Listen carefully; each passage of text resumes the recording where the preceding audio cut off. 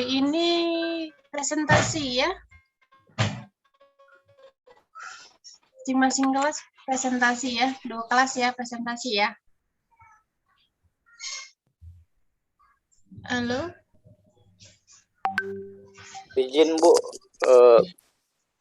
sepertinya Bu semua Indralaya sama Palembang itu Bu digabung kelompoknya Bu. Jadi enggak itu Bu. Enggak dibagi. Iya Bu, ini pas pembagian kelompok kemarin itu gabung kelas Palembang sama Indralaya. Oke, silakan. Silakan kelompok siapa yang paparan? Siapa yang paparan nak dibikin host? Silakan di-record dulu.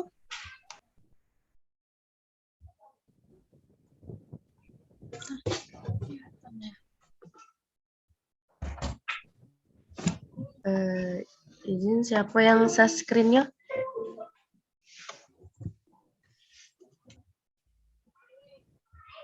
Izin Reza Apriyadi. Bisa, alihkan ke Apriyadi. Oke.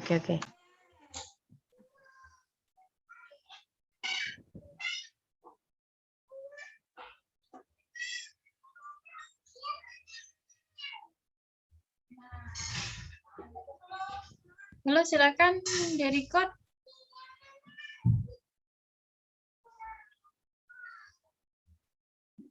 Ini 47 orang ya, harusnya 80 ya. Afriyadi bisa langsung record? Untuk record tadi kayaknya Givari mau record. Oh iya. Kayaknya Givari lagi tidak dengar tuh.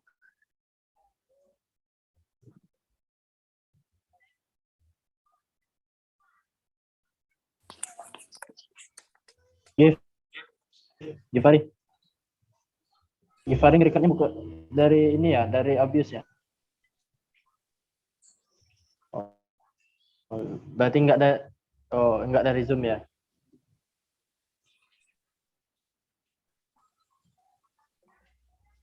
Oke, silakan dimulai di-record ya perkuliahannya.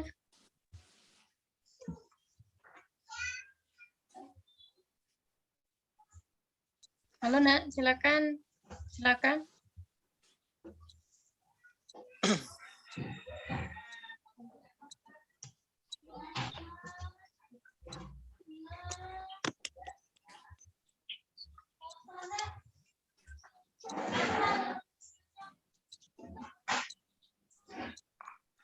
Ya, silakan di-record dimulai.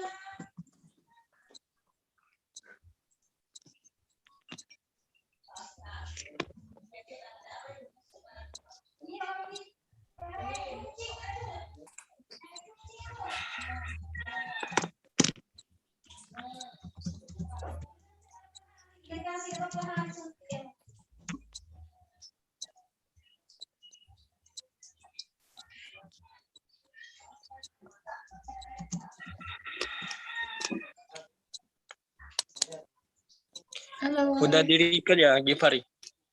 Belum di-record. Ya, kita langsung saja mulai. Assalamualaikum warahmatullahi wabarakatuh. Waalaikumsalam warahmatullahi Wabarakatuh. Baiklah, di sini. Ini belum ada recordnya ya? Belum ada, Givari?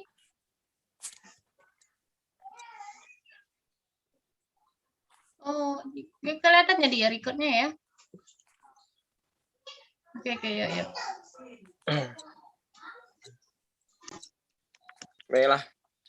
Baiklah, di sini kami dari kelompok 1 akan membahas sistem kerja kardiovaskuler. Perkenalkan, nama saya M. Gusti Aryadi sebagai moderator dan rekan teman-teman saya yang bernama Apriyandi. Yang pertama, 1 Apriyandi, 2 Ahmad Zaki, 3 Alia Dendra Zafira, 4 Alfirnia, 5 Alwi Nur Hidayat, 6 Diki Saputra, 7 Grace, 8 Kunci, 9 Alfarij, 10 M Rizky, dan 11 Siti Amina Amanda. Baiklah, Pertama-tama kita marilah kita panjatkan puji dan syukur atas kehadirat Allah Subhanahu wa taala yang telah melimpahkan rahmat, nikmat dan karunia-Nya lah kepada kita semua sehingga kita dapat berkumpul kembali dalam rangka Zoom bersama.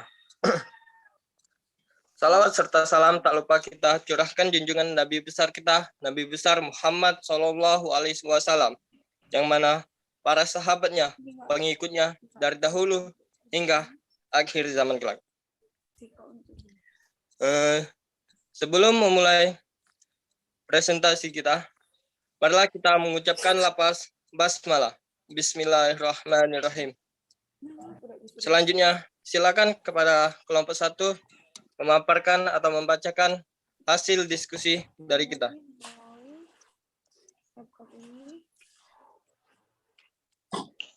Baiklah teman-teman, saya akan membacakan materi kita pada pagi hari ini. Sistem kerja kardiovaskuler. Lanjut.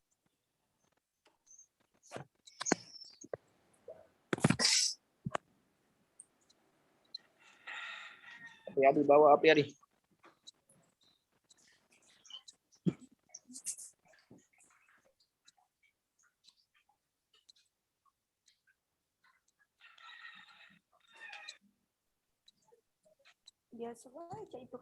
Pengertian sistem kerja kardiovaskuler. Sistem kardiovaskuler adalah kumpulan organ yang bekerja sama untuk melakukan fungsi transportasi dalam tubuh manusia. Sistem ini bertanggung jawab untuk mentransportasi darah yang mengandung nutrisi, bahan sisa, metabolisme, hormon, zat kekebalan tubuh, dan zat lain ke seluruh tubuh. Sehingga tiap bagian tubuh akan mendapatkan nutrisi dan dapat membuang sisa metabolismenya ke dalam darah. Dengan tersampainya hormon ke seluruh bagian tubuh, kecepatan metabolisme juga akan dapat diatur. Lanjut. Fisiologi jantung. Jantung terletak dalam mediastinum di rongga dada. Jantung sebagai organ pemompa darah, pembuluh darah sebagai penyalur darah ke jaringan. Lanjut. Bagian dari jantung yang penting. Atrium kanan, tempat penyimpanan darah dan sebagai penyaluran darah dari vena-vena sirkulasi sistemik ke dalam vertikal kanan. Atrium kiri, menerima darah yang sudah dioksigenisasi dari paru-paru. Ventrikel kanan, menerima darah dari atrium kanan dan selanjutnya disalurkan ke paru-paru. Ventrikel kiri, menerima darah yang kaya oksigen kemudian dipompa ke aorta dan organ tubuh. Selanjutnya, materi akan dibacakan oleh Alia. Pada Alia, saya persilakan. Baik, terima kasih. Katup jantung. Ada 4 katup yang berfungsi mempertahankan aliran darah searah melalui bilik-bilik jantung. 1. Atrioventricularis, memisahkan atrium dengan ventrikel. Tricus pidalis terletak antara ventrikel dan atrium kanan. Mitralis atau bicuspidalis, memisahkan atrium dan ventrikel kiri. 2. Katup semilunaris, memisahkan arteria pulmonaris dan aorta dari ventrikel yang bersangkutan. Katup aorta terletak antara ventrikel kiri dan aorta. Katup pulmonalis, ventrikel kanan dan arteria pulmonalis. Selanjutnya. Sirkulasi sistemik. Arteria, lalu ke arteriola, lalu ke kapiler, lalu venula, lalu ke vena. Sistem konduksi. Jaringan konduksi memiliki sifat-sifat berikut. 1. Otomatisasi, yaitu kemampuan menghasilkan impuls secara spontan. 2. Ritmisasi, yaitu pembangkitan impuls yang teratur. 3. Konduktivitas, yaitu kemampuan untuk menyalurkan impuls. 4. Daya rangsang, yaitu kemampuan untuk menanggapi stimulasi. Impuls jantung berasal dari nodus sinoatrialis, SA, yaitu pemacu alami jantung. Impuls dari jantung menyebar dari SA menuju sistem penghantar. Khusus atrium dan otot atrium berkas Bachmann mempermudah hantaran ampuls dari atrium kanan ke atrium kiri, yaitu nodus atrioventricularis AV, merupakan jalur normal transmisi impuls antara atrium dan ventrikel. Baik, selanjutnya akan dibacakan oleh Saudara Afriyadi. Baik. Sirkulasi kecil. Darah, O2, CO2, jantung, serambi kanan, serambi balik kanan, paru-paru, lepas CO2 menyerap O2. Sirkulasi besar. Darah, O2, serambi kiri, bilik kiri, aorta, dan organ tubuh.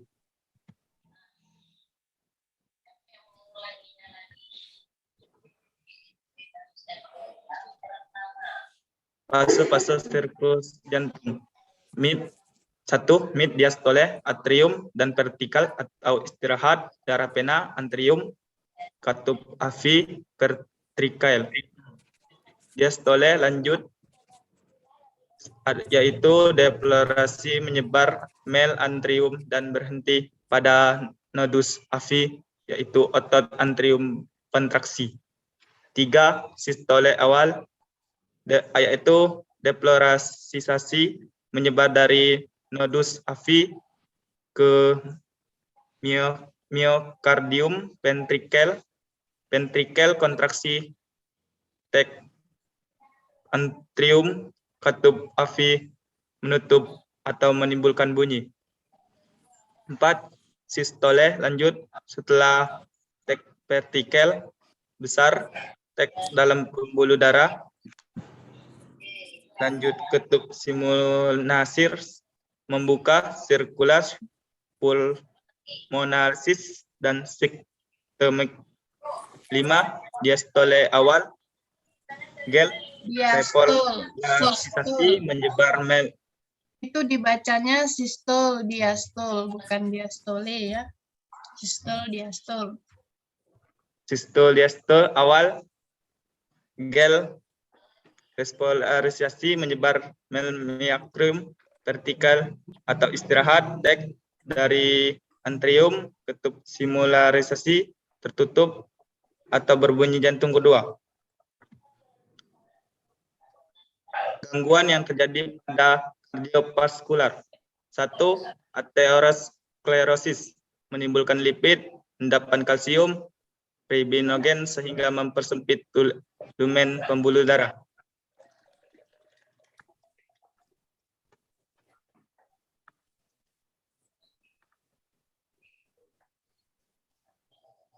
Faktor risiko yang tidak dapat diubah. 1. Usia, jenis kelamin, ras, riwayat keluarga. Selanjutnya yang akan dilanjutkan oleh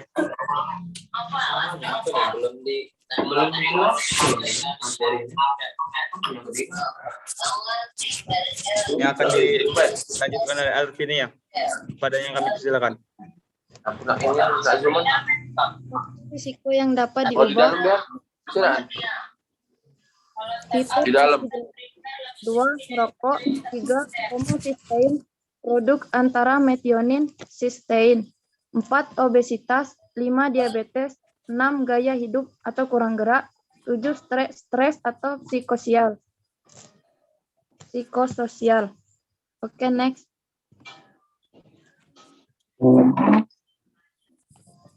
Obat-obatan. 1. Asam nikotinat atau niacin. Khasiat menurunkan LDL dan FLDL sedangkan HDL dinaikkan.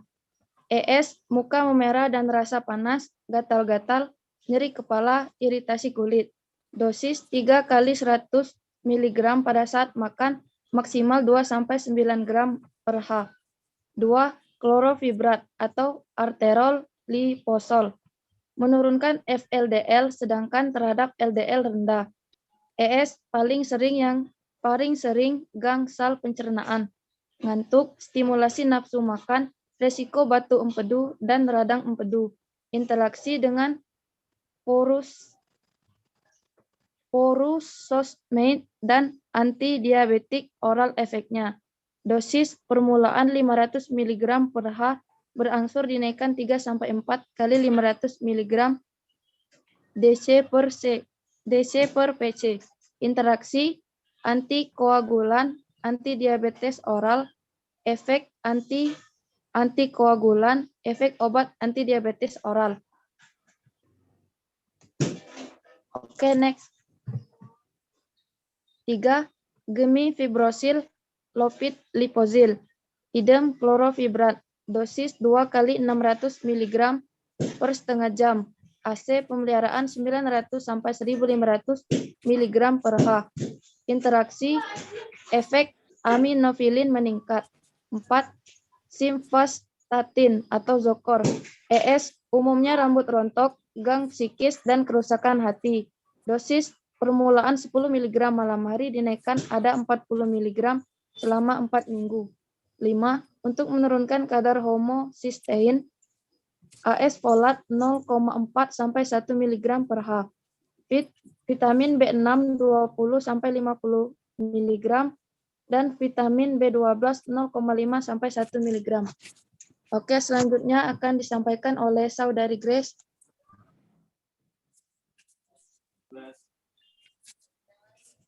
Dua, infark jantung atau serangan jantung. Adanya gumpalan darah beku atau trombus yang menyumbat aliran darah. Gejalanya nyeri mendadak yang hebat di belakang tulang dada dan lamanya lebih dari 1,5 jam. Gelisah dan takut mati, tidak mampu menggerakkan kaki, tangan, dan sesak nafas. Muka membiru dan tachikardia. Selanjutnya obat-obatan. 1. Trombolitika atau Cabiquias streptes, terbuat dari filtrat Streptococcus, kerja dengan membentuk kompleks dengan plasminogen yang mengubahnya menjadi plasma. S. Gang lambung, usus, sakit kepala, pusing, ruam kulit. Dosis infus IV 250.000 unit selama 30 menit, kemudian 100.000 unit per jam selama 24-72 jam. Lanjut. Bagaimana terjadinya serangan jantung? Bisa dilihat dari gambar, itu ada otot yang di dalam lingkar itu otot jantung rusak. Itu diakibatkan oleh timbunan kolesterol, gumpalan darah, dan pembuluh arteri. Next.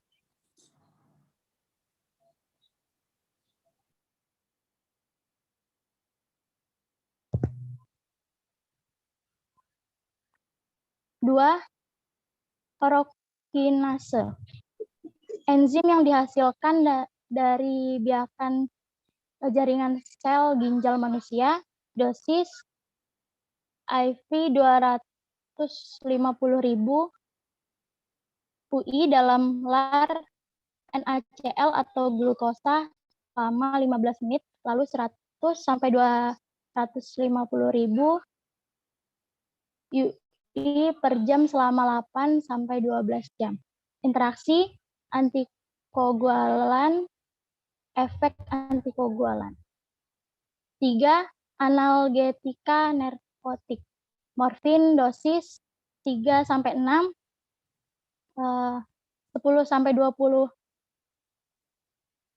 mg, SCL M 3 sampai 6, DD 5 sampai 20 mg. Postmedikasi 1, antikoagulan acetosal 80 sampai 100 mg.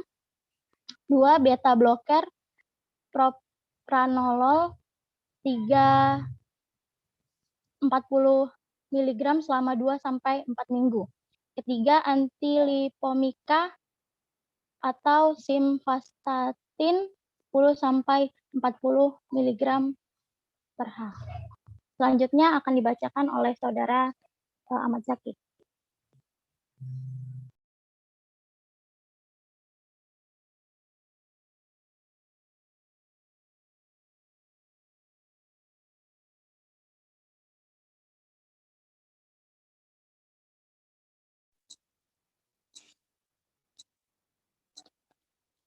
Next, lanjut Alwi.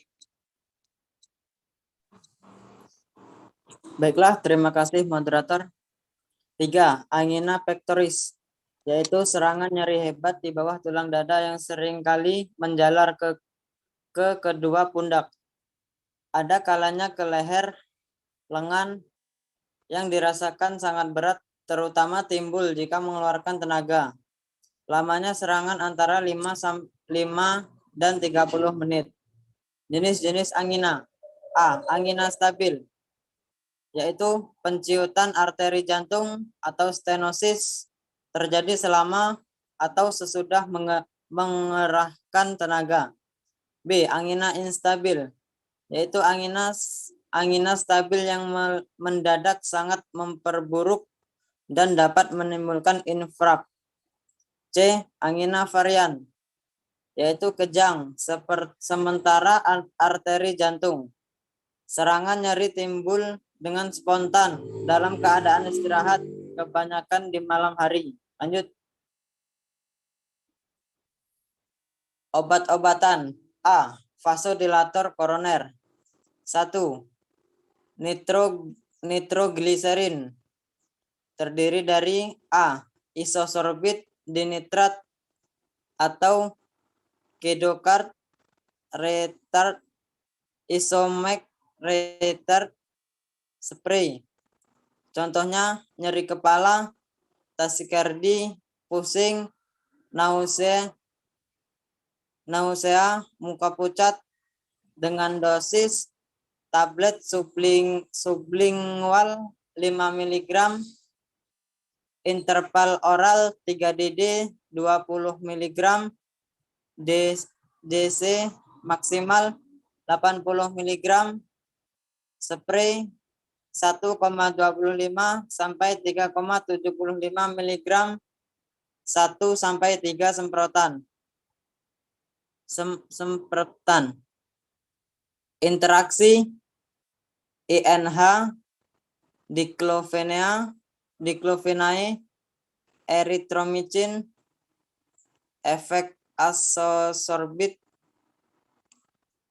B. Isosorbit -5 minonitrat, ismo pentakard, nitrat siklis bersifat long acting, terutama digunakan sebagai profilaksis untuk mengurangi frekuensi serangan dengan dosis 3 DD 10 mg PC sesudah beberapa hari, 2 sampai 3 DD 20 mg tablet retar 50 sampai 120 mg. Lanjut. 2. Antagonis kalsium, Ca antagonis. Untuk kontraksi semua sel otot dibutuhkan ion Ca intrasel, bebas juga untuk membentukkan dan penyaluran impula AV jantung. Kadar Ca ekstrasel kurang lebih ribuan X, lebih besar intrasel. Akibat ada rangsangan terjadilah depolarisasi, membran menjadi permeabel bagi ion Ca. Pada kadar Ca sel tertentu sel mulai berkontraksi. Otot jantung DA arteriol menciut. Antagonis Ca menghambat pemasukan ion Ca ekstrasel ke dalam sel sehingga mengurangi penyaluran impuls dan kontraksi miokard serta dinding pembuluh. Efek penting Ca antagonis: vasodilatasi koroner, vasodilatasi perifer, yaitu turunnya DTP tekanan darah sehingga beban yang dialami di aorta oleh darah yang dipompa jantung berkurang. menekan kerja jantung, menghindar pembekuan eritrosit. Lanjut.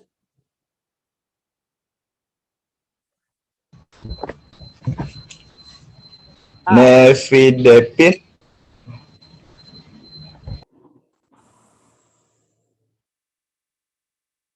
Ya, Mas.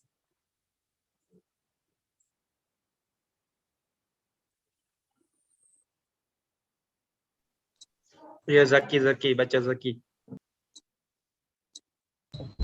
A. Nifedipine adalah restat oros, terutama untuk angina varian. Pada angina stabil hanya digunakan bila betas blockers dikontradikasi atau kurang efektif. Dosis 3-4 DD 10 mg, maksimal 6 DD 20 mg atau 1 DD 30-120 mg. Retat pagi hari. D.C. ES. Pusing, nyeri kepala, rasa panas di muka, udem pergelangan kaki, dilatasi perifer, bradikardi, hipertensi, dan obesitas. Obstipasi. Interaksi cimetidin, INH, jilkoanen, efek nifedipine, luminal, efek nifedipine. D. Nimodipin, nimotok. Dertigo, nitrofenil, lipofil, dengan aset utama terhadap pembentukan rem otak. Digunakan khusus setelah pendarahan otak. Dapat memperkuat ingatan lemah pada lansia dengan gejala demensia. Dosis 6 DD 60 mg selama 7 hari. Next.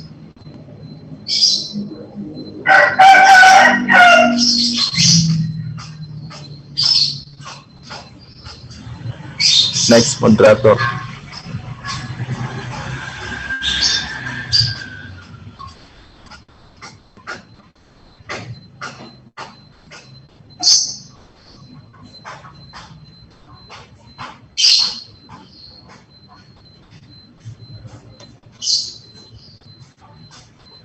Next slide.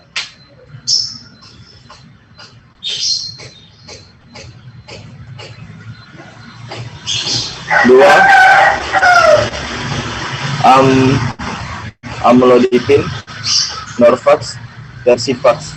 Penggunaan terutama pada angina varian stabil. T1/2, 25 jam, PP-nya 99%. Dosis 1 DD 5-20 mg. ES, malaise, sakit kepala, muka merah dan panas. 3. Veramil, isopsin, cardiover. Pheniamin, alifatis dengan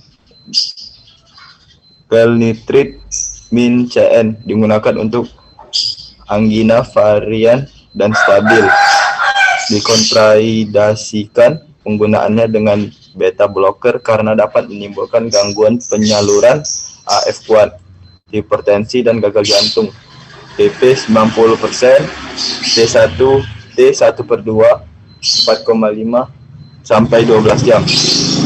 Dosis 1/2, DD 80-120 mg. TTS, mual, sakit kepala, muka merah, pusing, fatigue edema kaki, reaksi alergi. Interaksi, luminal, phenytoin menjadi veramil. Lanjut. 4. Diltiazem, Heberser, diltikol, diltiem. Der 1,5, benzodiazepin, sama penggunaannya dengan veramil, mirip obat primer untuk angina varian dan obat pilihan kedua untuk angina stabil. PP 80%, plasma, D1/2, 4-8 jam. Dosis 3 sampai 4 DD 60 mg maksimal 120 mg.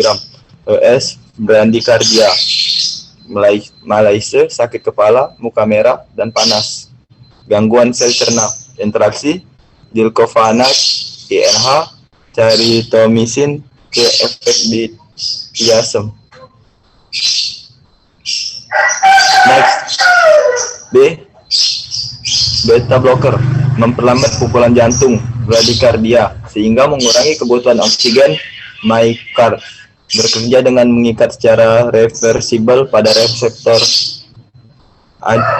adrenergik sehingga memblok reaksi atas impuls saraf simpatik dari sirkulasi. 1. Propranolol, indratik, propranolol 80 mg plus bendroflumethiazide.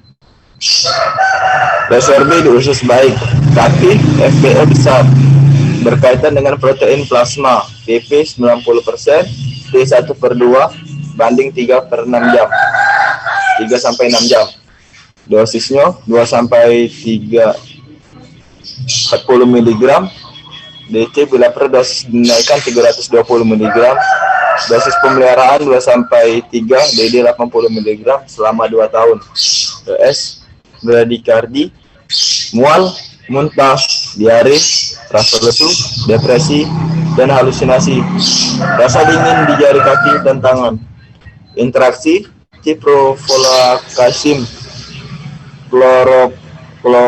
chlorpromazine menjadi efek propranolol, cholestereramin, NSAID, efek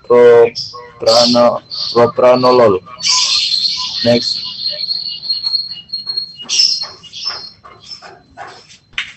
Dua, apredenol actin, dosis 4 DD sampai 4 DD 50 mg. Pidolol Visken 3, pidolol Visken Viscaldix, pindolo 10 plus clompamid 5 mg, mempunyai daya beta blocker terkuat. 6 kali daya propranolol, tidak selektif, memberikan efek anestetika lokal ringan. Dosis 3 sampai 3 DD 5 mg. ES sering efek samping sentral. 4. Antenolol,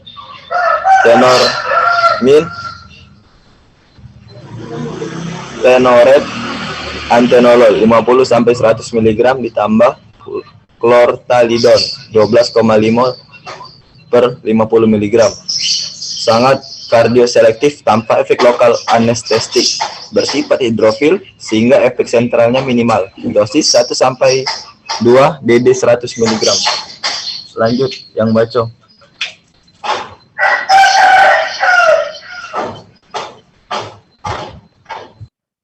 Lima, metoprol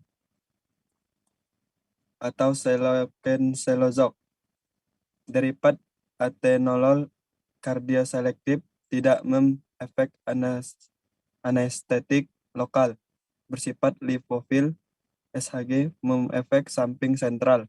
Dosis pagi hari 100 mg, maksimal 400 mg. Next. 4. Aritmia. Gangguan irama jantung dapat berupa kelainan dalam frekuensi denyut jantung, di mana serambi atau bilik berdetak lebih cepat atau lebih lambat, di atas 100 dan di bawah 60 denyut per menit, dari normal 70 sampai 80 denyut per menit. Obat-obatan. 1. Kinidin atau cardioquine kiditar, bekerja berdasarkan penurunan kepekaan sel-sel jantung bagi rangsangan atau stabilisasi membran. Frekuensi pukulan dikurangi dan masa refraktor kebal bagi rangsangan diperpanjang.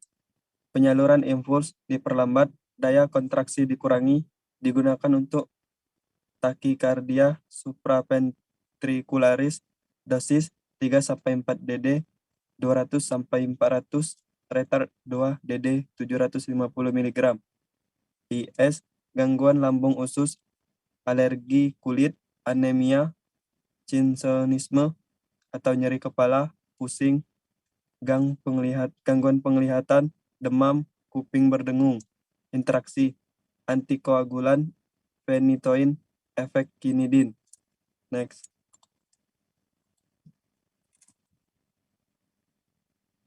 Dua, lidocaine atau lidones atau Hilokar berkhasiat dengan stabilisasi membran massa refraktor dan penyaluran impuls dipersingkat tanpa mengurangi daya kontraksi jantung. T1/2 1,5 sampai 2 jam, PP 65%. Dosis IM 1M 300 mg, 1V 50 sampai 100 mg dalam 1 sampai 2 menit jika perlu diulang setelah 5 sampai 10 menit. Selanjutnya dengan infus 200 sampai 300 mg. IS pusing, kesemutan, mengantuk, bingung, depresi. 3. Profafenon atau Ritmonorm memiliki khasiat beta blocker antagonis CAPP 95%, T1 2 sampai 10 jam. Dosis 3 DD 150 mg PC berangsur dinaikkan maksimal 900 mg A1V. ES gangguan lambung, usus nyeri kepala, hilang rasa di mulut, letih, sesak napas, bradikardi. Next, yang baca. Baik, saya akan melanjutkan. 4. Prokainamid, Norpas Ritmodan. Kerja mirip kinidin, digunakan terutama untuk profilaksis dan terapi aritmia ventrikuler. Dosis oral 250 sampai 1000 mg setiap 3 jam, IV 0,5 sampai 1 gram setiap 4 sampai 8 jam. ES tasikardia bilik, kadang-kadang gangguan lambung sampai ke usus, reaksi kulit, demam, dan depresi. 5. Disopiramida, Norpas Ritmodan, derivat butiramida, khasiat mirip kinin tapi efek stabilasi membran 3 kali lebih kuat. Penggunaan juga untuk profilaksis aritmia serambi dan taksikardi supraventrikular. Dosis 4 DD 100 sampai 150 mg, maksimal 1,2 gram per H. Tablet retard 2 DD 125 sampai 375 mg. IV sebagai fosfat 2 mg per kilogram dalam 10 menit disusul oleh infus 0,4 mg per kilogram atau per jam, maksimal 400 mg per H. ES yang paling sering mulut kering, obstipasi, retensi kemih, gang penglihatan, taksikardi, dan kadang impotensi, gang lambung sampai usus, nyeri, dan lemah otot. Baik, selanjutnya, next. Gagal jantung atau dekompensatio cordis. Jantung tidak mampu lagi memelihara selayaknya peredaran darah sehingga volume menit menurun dan arteri mendapat terlalu sedikit darah. Sebagai akibat kelemahan jantung ini, darah terbendung di paru-paru dan kaki menimbulkan sesak dan udem. Penyebab infark jantung, kerusakan katup, gangguan ritme, dan hipertensi.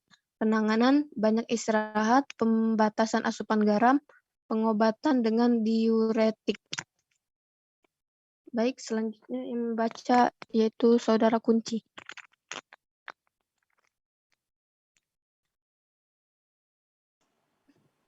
Obat-obatan. 1. Kardiotonoka. A. Digoxin, Lanoxin. Terdapat dalam daun digitalis purpura, khasiat memperkuat kontraksi jantung, volume pukulan dan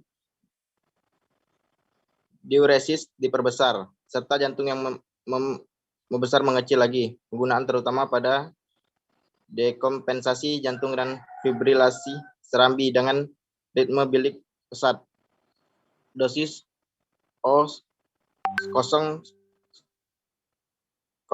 sampai 0,75 mg HA.C selama 1 minggu. Pemeliharaan 1 DD 0,125 sampai 0,5 mg HA.C.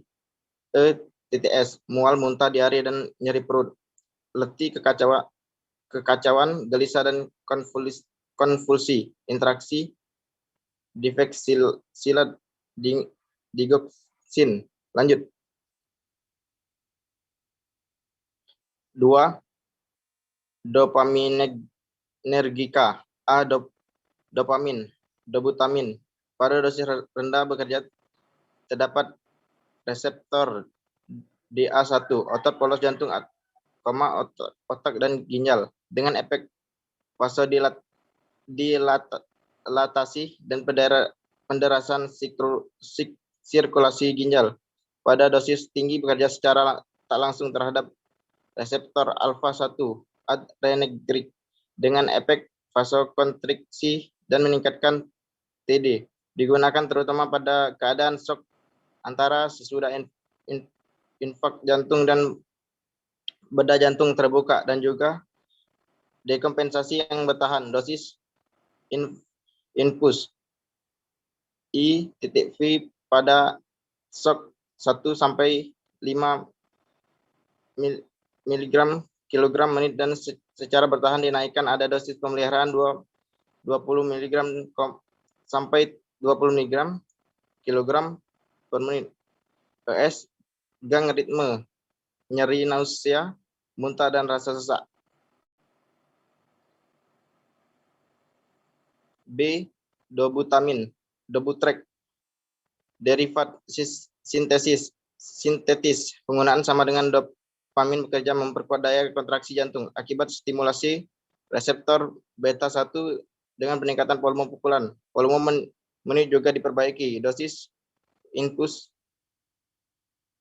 I.V 2,5 sampai 10 mcg sampai per kilogram menit, max 40 mcg. ES, tachycardia dan gangguan ritme.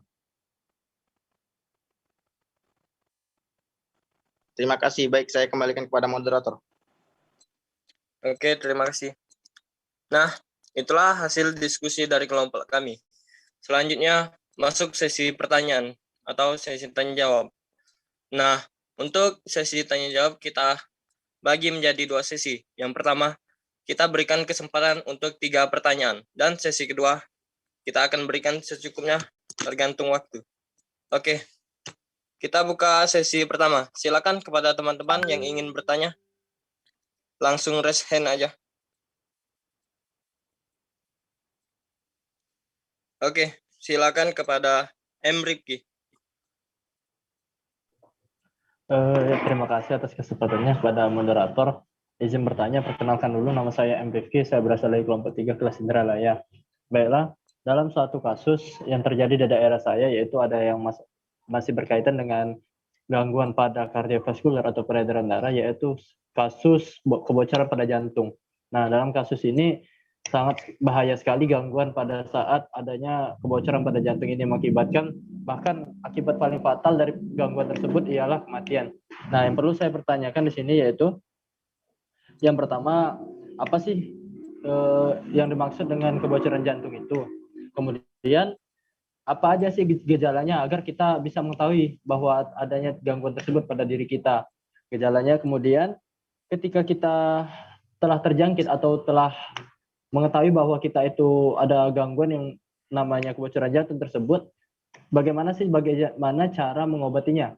Dan yang terakhir, agar kita yang belum terkena atau belum, insya Allah, nauzubillah min zalik, ya, jangan sampailah kita terkena penyakit tersebut, gangguan tersebut, bagaimana sih cara mencegahnya agar tidak terjadi pada tubuh kita? Itu yang dapat saya tanyakan. Terima kasih. Oke, terima kasih kepada M. Rifki. Silakan pertanyaannya untuk memperjelas, ketik di kolom chat ya. Pertanyaannya kita tampung terlebih dahulu. Lanjut. Pertanyaan kedua kita berikan kepada Sentia Dwi Kurnia. Dipersilakan. Baiklah, terima kasih moderator atas kesempatan yang telah diberikan. Di sini saya akan menanya tentang kenapa serangan angina pectoris bisa menjalar sampai ke pundak. Baik, terima kasih. Itu saja moderator. Oke, terima kasih. Pertanyaan kita tampung terlebih dahulu ya. Silakan ketik di kolom chat. Selanjutnya kita berikan kepada Ervina Meisyari. Dipersilakan. Baiklah, terima kasih moderator. Perkenalkan, nama saya Ervina Mesyari dari kelas Indralaya. Di sini saya akan bertanya, tadi kan dijelaskan komponen-komponen kardiovaskuler yaitu jantung dan pembuluh darah.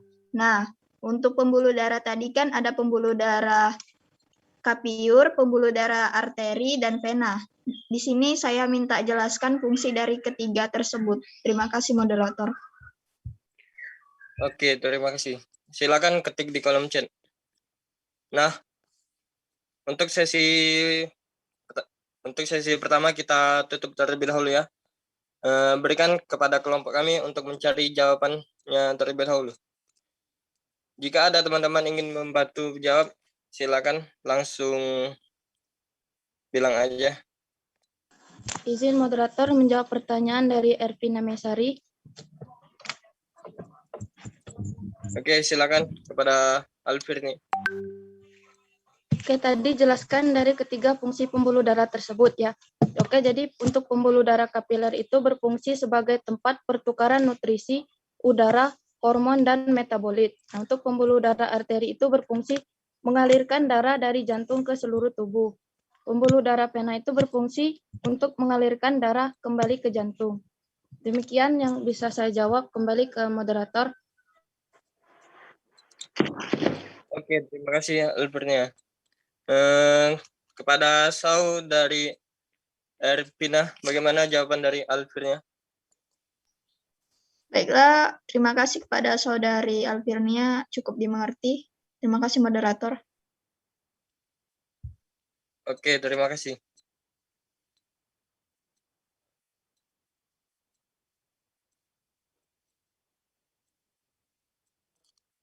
Mungkin ada yang mau menambahkan, silakan, atau menyanggah.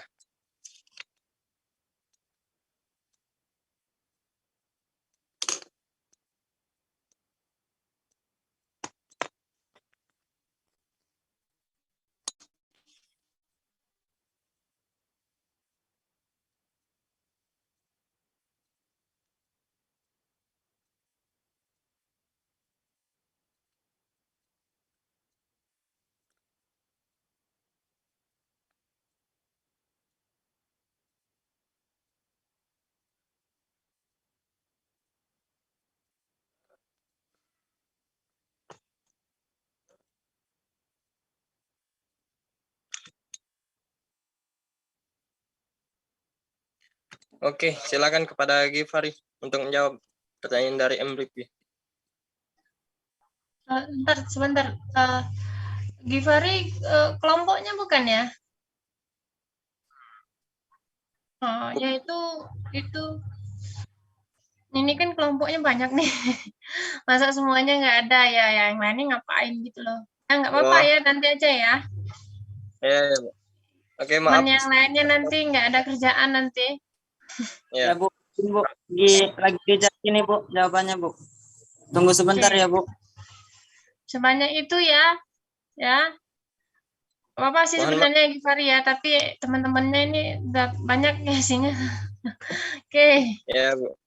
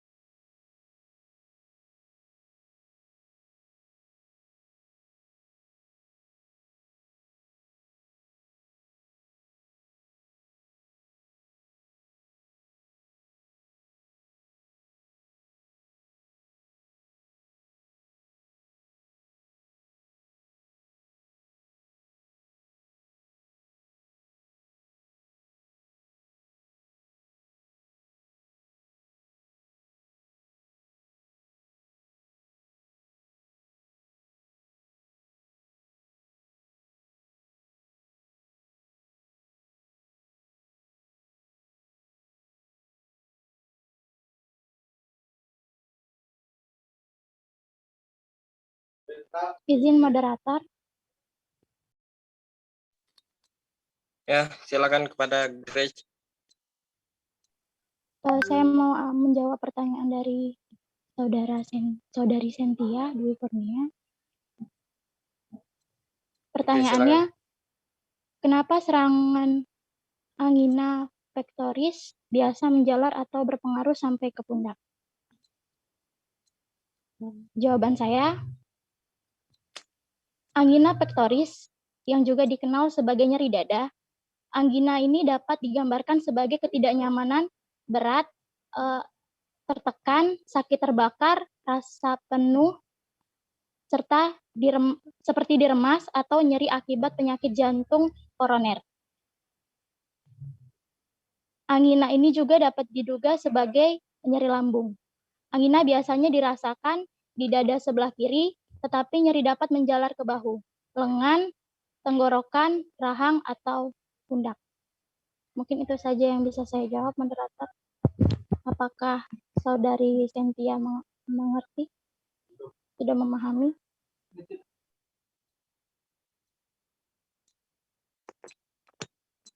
Ya, kepada saudari Cynthia, apakah sudah jelas dari pertanyaan Grace? Jawaban dari Grace? Ya, baiklah. Terima kasih, Grace, atas jawabannya. Tapi jikalau ada teman-teman yang ingin menambahkan, dipersilakan. Soalnya tadi kan saya nanyanya, kenapa serangan angina pectoris bisa berpengaruh ke pundak. Nah, maksud saya itu, ya apa karena ada apa, kan dia dari jantung kan, kenapa dia bisa menjalar ke pundak itu kenapa? Bukan karena asam lambung apa yang dibilang Grace tadi, seperti itu. Mungkin kalau ada teman-teman yang bisa lebih menjawab dengan spesifik atau lebih lengkap lagi, saya persilakan. Soalnya saya mohon maaf sebelumnya belum ngerti sepenuhnya, Grace. Baiklah, terima kasih moderator. Oke, terima kasih. Mungkin ada teman-teman ingin menambahkan jawaban dari Cynthia? Dipersilakan. Tinggal satu dari pertanyaan Rifki ya.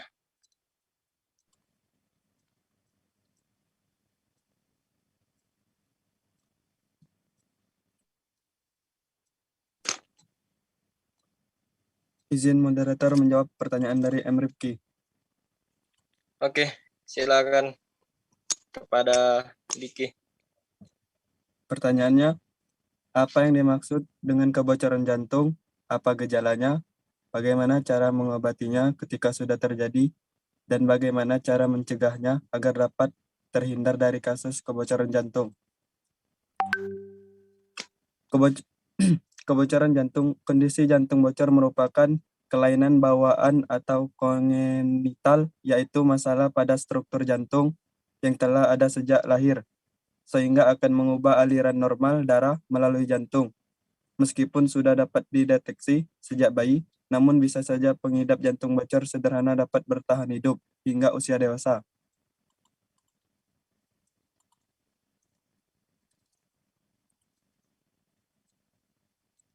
Lalu apa gejalanya?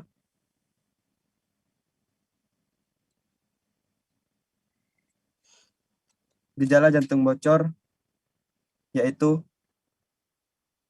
kebanyakan pasien jantung bocor kronis tidak memperhatikan gejala apapun dalam jangka waktu lama.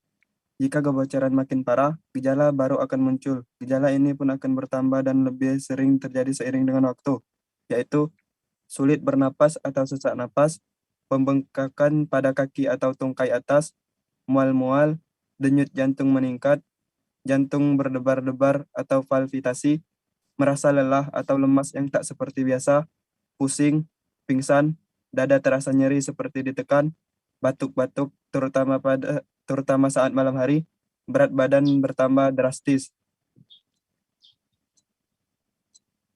Cara mengobatinya ketika sudah terjadi.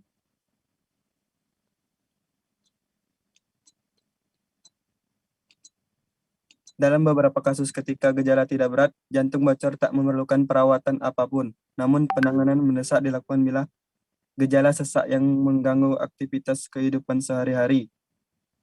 produktivitas pasien turun, muncul gejala yang mengganggu jantung terpaksa bekerja lebih keras, membahayakan jiwa pasien.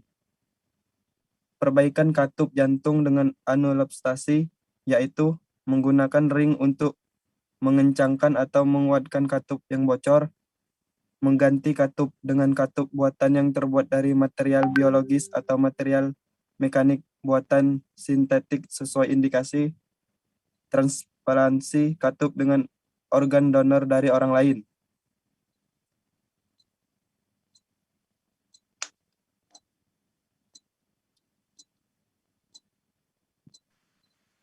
Pencegahan, cara mencegahnya, makan makanan gizi seimbang, rutin berolahraga yang sesuai dengan usia, istirahat cukup, batasi atau hentikan kebiasaan tidak menyehatkan seperti merokok, minum alkohol, dan mengonsumsi obat terlarang, kurangi makanan tinggi lemak dan garam, jaga berat badan sehat, kontrol ke dokter begitu ada gejala ringan seperti sesak, jangan dibiarkan menjadi lebih berat.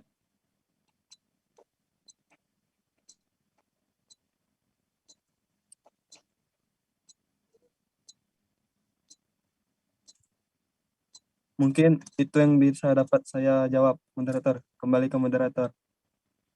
Oke, terima kasih kepada Diki Saputra. Bagaimana dari saudara Ripki? Apakah sudah jelas dari jawaban dari Diki? Oke, baik moderator, terima kasih Diki atas jawabannya yang sangat jelas sekali. Jadi dalam kasus kebocoran jantung ini ialah kelainan biasanya bawaan dari sejak lahir ya. Seperti pada kasus di daerah saya itu ketika kecil memang dia sudah mengidap penyakit tersebut, bocor jantung. Tetapi sudah sesuai dengan yang kata Diki tadi itu untuk cara mengobatinya itu kalau memang dia tidak parah itu tidak apa-apa, tidak mungkin sekedar kontrol saja ke dokter-dokter. Kemudian jika memang sudah parah itu menurut yang saya tangkap dari apa yang telah Diki jelaskan itu adanya perlunya operasi jantung. Kita ambil kesimpulan operasi jantung dengan cara memasangkan ring, dengan cara mungkin ada yang ingin mendonorkan lebih ke arah operasi jantung ya jadi pengobatnya. Karena di kasus di daerah saya seperti itu juga. Jadi ada suatu kasus dia masih kecil itu sudah mengidap penyakit tersebut mau dioperasi tapi orang tuanya tidak mengizinkan, takut terjadi hal lain. Dan ketika di usia 25 tahun innalillahi meninggal orangnya.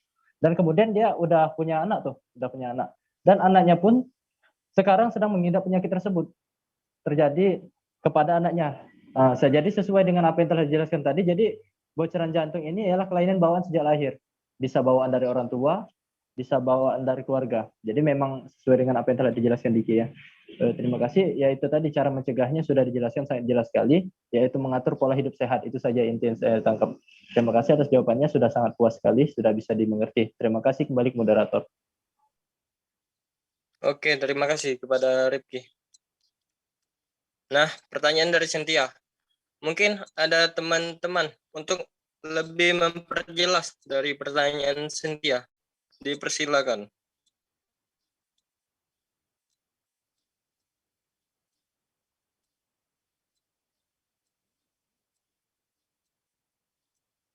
Oke. Tadi kan udah dijawab. Mungkin kalau ada yang menambahkan saja. Lanjut kita langsung buka sesi kedua saja. Kalau ada yang menambahkan jawaban dari untuk pertanyaan Cynthia dipersilakan. Untuk sesi kedua kita karena waktu tidak memungkinkan kita buka dua pertanyaan. Silakan kepada teman-teman yang ingin bertanya.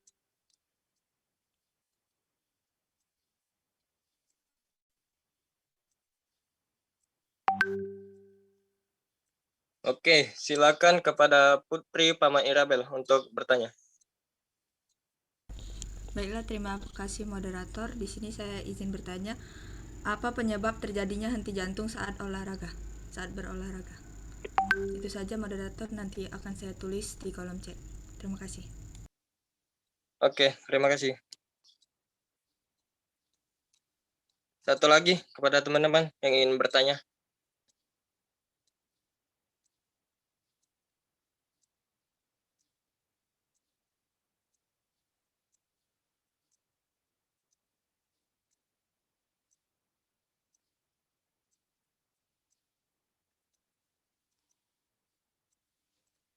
Silakan kepada Eriko untuk bertanya. Baik, terima kasih moderator atas waktunya. Jadi, tadi saya akan membaca di PPT kelompok Anda, tadi di slide ke-11, ada faktor risiko yang dapat diubah. Di situ tadi ada 7 poin. Pertanyaan saya, jelaskan pendapat kelompok Anda bagaimana cara merubah ke-7 risiko tersebut. Apakah paham atas pertanyaan saya? Oke, kepada Eriko. Mungkin untuk memperjelas, langsung ketik di kolom chat aja. Baik. Sesi kedua udah cukup. Berikan kepada kelompok kami untuk mencari jawaban. Terima kasih.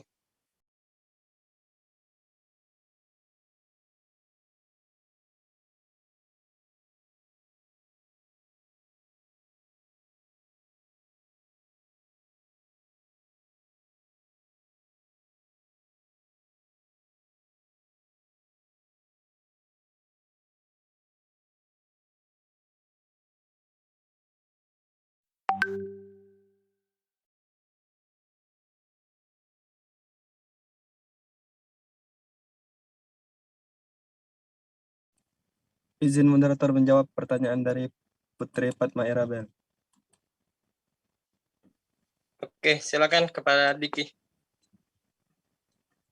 Pertanyaannya, apa penyebab terjadinya henti jantung saat berolahraga? Saat berolahraga, tubuh akan menghasilkan hormon adrenalin. Hormon ini dapat merangsang denyut jantung jadi lebih cepat. Bila olahraga yang dilakukan terlalu berat, hormon ini memaksa jantung bekerja lebih keras dalam memompa darah. Pada orang yang memiliki masalah pada jantung, seperti gangguan irama jantung atau aritmia, olahraga yang berlebihan ini bisa memicu terjadinya henti jantung mendadak. Henti jantung saat olahraga juga bisa terjadi akibat dehidrasi. Mungkin itu yang dapat saya jawab. Kembali ke moderator. Oke, terima kasih kepada saudara Riki. Bagaimana dari saudari Putri Fatma Irabel untuk jawaban dari Diki? Apakah sudah jelas? Baiklah, cukup jelas ya jawaban dari saudara Diki. Saya ucapkan terima kasih. Saya kembalikan lagi kepada moderator. Oke, terima kasih kepada saudara.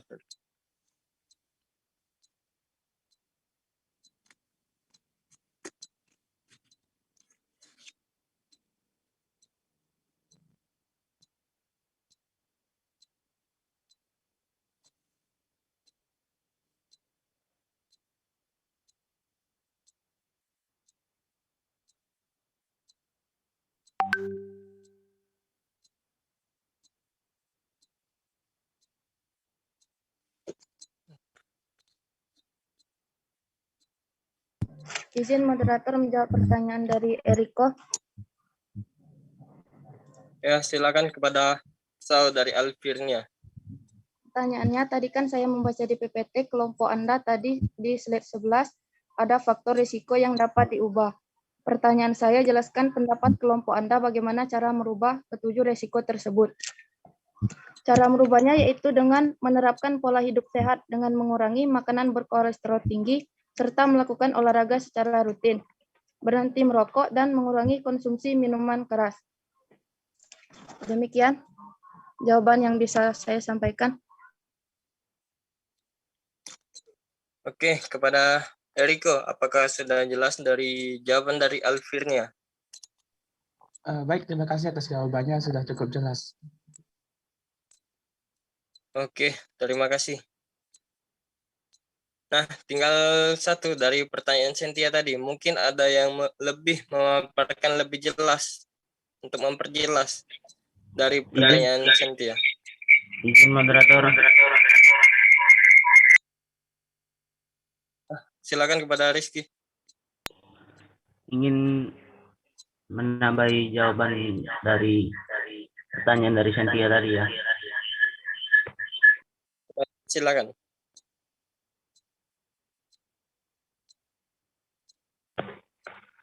Angina pectoris stabil menyebabkan nyeri dada kiri yang berlangsung sementara dan terjadi saat seseorang beraktivitas. Pada penderita angina pectoris stabil, gambaran EKG sering menampakkan gelombang yang normal. Sedangkan penderita infark miokard atau angina pectoris tidak stabil, nyeri dada berlangsung lebih lama, dan terjadi meskipun sedang istirahat. Namun, ada penyebab lain yang menimbulkan gejala serupa, antara lain gangguan asam lambung, gastritis, gangguan pankreas, gangguan ginjal, dan saluran kemih, maupun gangguan pada otot pernapasan. Agar terhindar dari keluhan berulang, lakukanlah pola hidup sehat dengan menjaga jenis makanan yang dikonsumsi untuk kebaikan organ jantung dan saluran pencernaan. Cukupilah kebutuhan cairan tubuh setiap hari, olahraga teratur, istirahat yang cukup, dan hindari merokok. Mungkin itu saja jawaban dari saya. Apakah saudari Cynthia sudah merasa cukup jelas? Oke, terima kasih kepada saudara Rizky. Bagaimana untuk dari saudari Cynthia? Apakah sudah jelas? Baiklah, terima kasih Rizky dan juga Grace yang telah menjawab pertanyaan dari saya. Jawabannya cukup puas. Saya kembalikan kepada moderator. Terima kasih Izin moderator menambah sedikit. Oke, silakan kepada saudara Rizky. Ya, angina pectoris. Angina pectoris ini adalah satu penyakit yang mana menyerang pada jantung atau pada sistem kardiovaskular atau peredaran darah. Jadi yang saya tangkap, bisa kita bilang kalau angina pectoris ini adalah penyakit kalau biasa kita sebut angin duduk. Angin duduk ini adalah di mana seseorang itu mengalami penyempitan dan kekurangan pasokan darah kepada jantung. Jadi pertanyaan tadi kan kenapa bisa sampai ke pundak kan? Nah, jadi dalam tubuh ini kan peredaran darah dalam tubuh itu kan nyambung semua, tidak ada yang terputus-putus. Jadi seluruhnya tersambung. Ketika pada organ jantung yang organ vital tadi terserang yang namanya angina pectoris tadi, otomatis peredaran darah juga terhenti. Peredaran darah di pembuluh darah juga berkurang, pasokan darah dalam tubuh juga berkurang. Otomatis bukan hanya pundak ini yang akan menjalar, bukan hanya pundak, tapi ke seluruh tubuh. Berakibat seluruh tubuh yang mana berakibat fatal, yang berujung pada kematian. Jadi memang sangat bahaya sekali dengan penyakit ini atau gangguan pada dada tersebut mengenai angina pectoris. Mungkin itu sih tambahan sedikit. Terima kasih. Oke, terima kasih kepada Rifki. Mungkin cukup puas. Kepada Cynthia, bagaimana tambahan dari Rifki? Baiklah, terima kasih Rifki. Jawaban dari Anda sangat-sangat puas saya dapat memahaminya. Saya kembalikan kepada moderator. Oke, terima kasih. Nah, di sini jawabannya udah terjawab semua, maupun dari sesi 1 dan sesi kedua. Selanjutnya kita berikan kepada dosen pembimbing untuk memberikan arahan kepada kita. Oke, silakan kepada Bu Destriana. Oke, terima kasih ya. Jadi fisiologi olahraga itu kita membahas tentang fungsi dari kardiovaskular ya. Lalu di situ ada olahraga ya.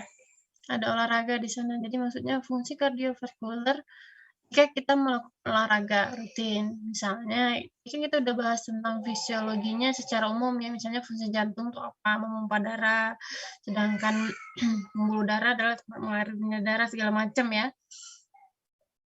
Selain itu, fungsi kardiovaskular ini mungkin kalau olahraga apa yang dapatnya gitu loh. Misalnya dia latihan teratur, misal dia ada adaptasi dan ada respon terhadap sistem kardiovaskular. Kalau adaptasinya hasil dari latihan itu adalah kedengaran nggak suara saya? Kedengaran, Bu. Kedengaran, Bu. Kedengaran. Otot jantungnya lebih membesar, volume jantungnya lebih membesar. Nah, itu yang sebenarnya mau dibahas ya. Karena di sana kan ada olahraganya. Kita kan jadi kardiovaskular itu sistemnya kalau ditambah latihan apa yang terjadi gitu loh. Misalnya di pembuluh darahnya lebih elastis, lebih mengembang lebih sempurna. Ya kan kalau kita nggak olahraga kan pembuluh darah kita mungkin kaku-kaku ya, Lalu volume jantung kita kan mungkin lebih baik, lebih besar yang olahraga ya. Nah, itu yang perlu dicari sama mahasiswa sekalian. Lalu detak jantung, Kak, kalau kita bicara tentang kardiovaskular, berarti detak jantung istirahat orang yang olahraga itu lebih rendah ketimbang orang yang jarang olahraga. Nah, itu maksud saya nanti ditambahkan di makalahnya, nanti dicari ya. Adaptasi fisiokardiovaskuler akibat olahraga, ada adaptasinya dan ada responnya. Misalnya kan kalau waktu saat olahraga nih, nah kardio kita apa yang terjadi itu ya benar kan? Karena kita belajar tentang olahraga, waktu kita olahraga sistem kardiovaskular kita yang terjadi apa pada saat itu gitu loh, jantung kita berdebarnya lebih kencang, benar nggak? Benar kan?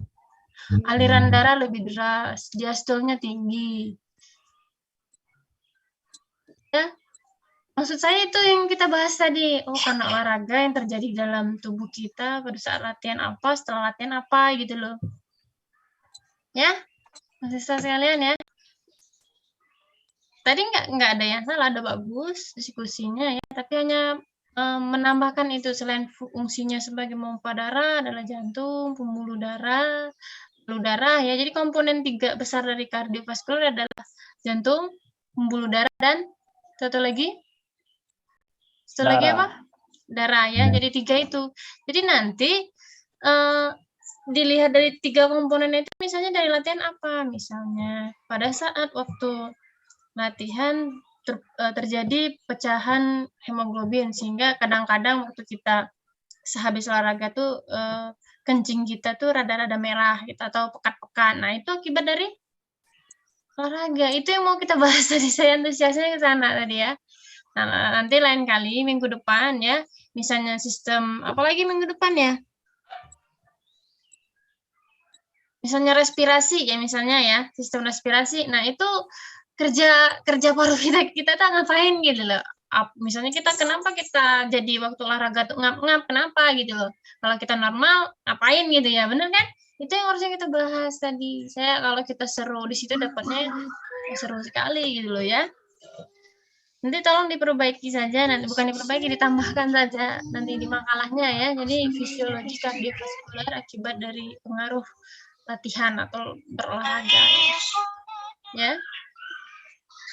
Itu mahasiswa ya, tadi untuk pertanyaan-pertanyaan udah baik semua ya, tadi ada dijawab teman-temannya, nggak ada masalah lagi. Selanjutnya kalau teman-teman masih ada yang bertanya, silakan, masih ada waktu. Atau udah?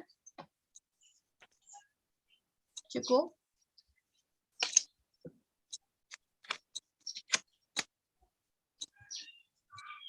Cukup ya?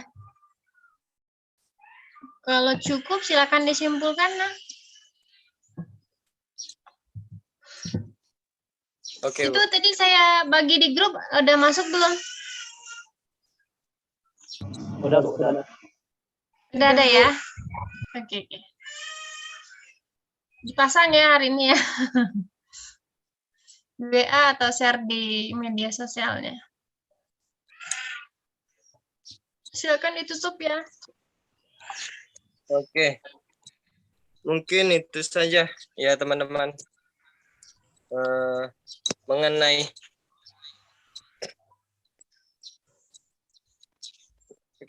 langsung tutup ya Bu.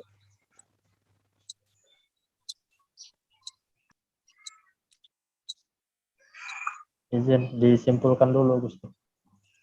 Oh, oke.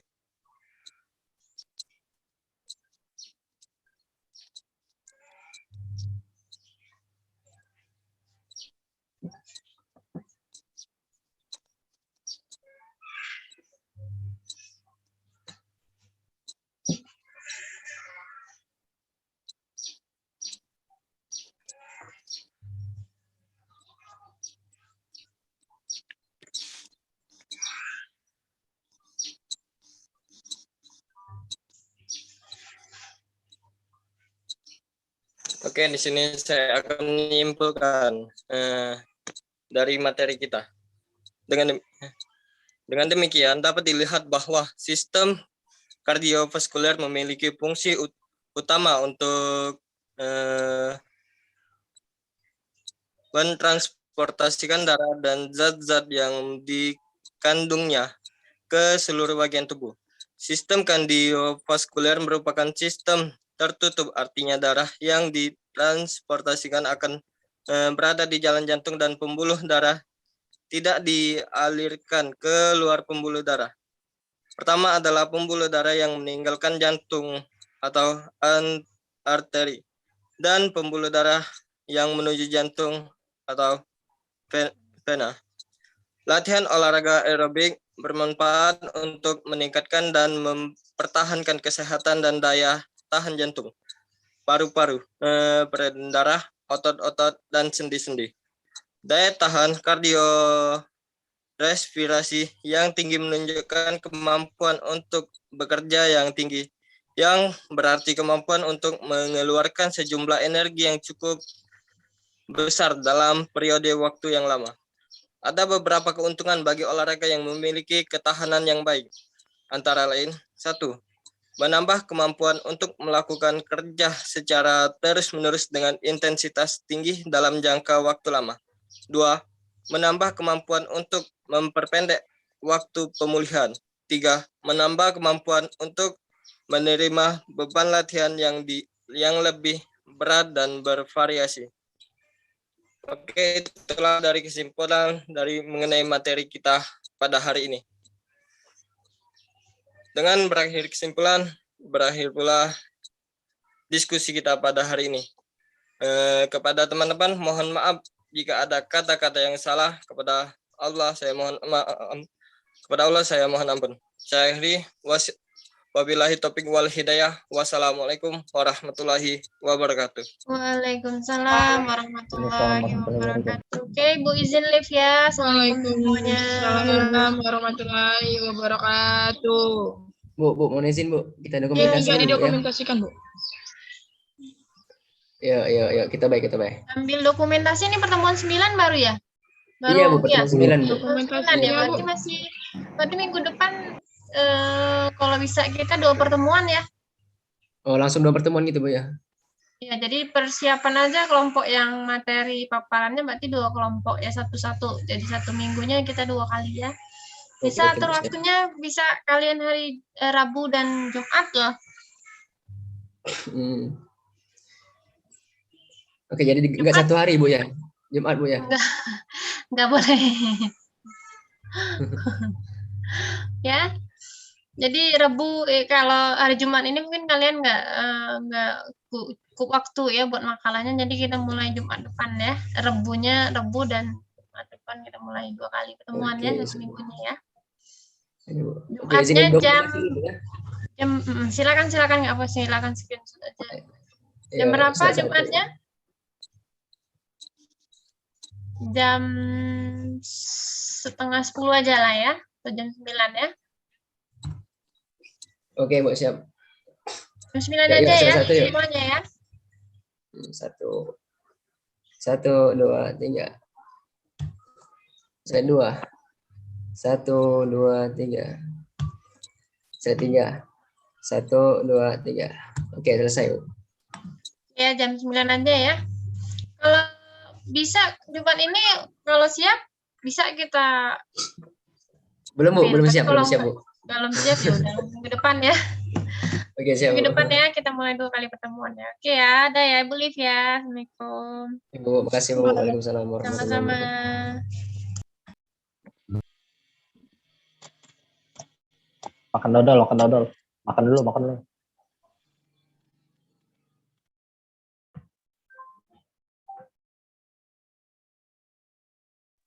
Duren. Pisang itu,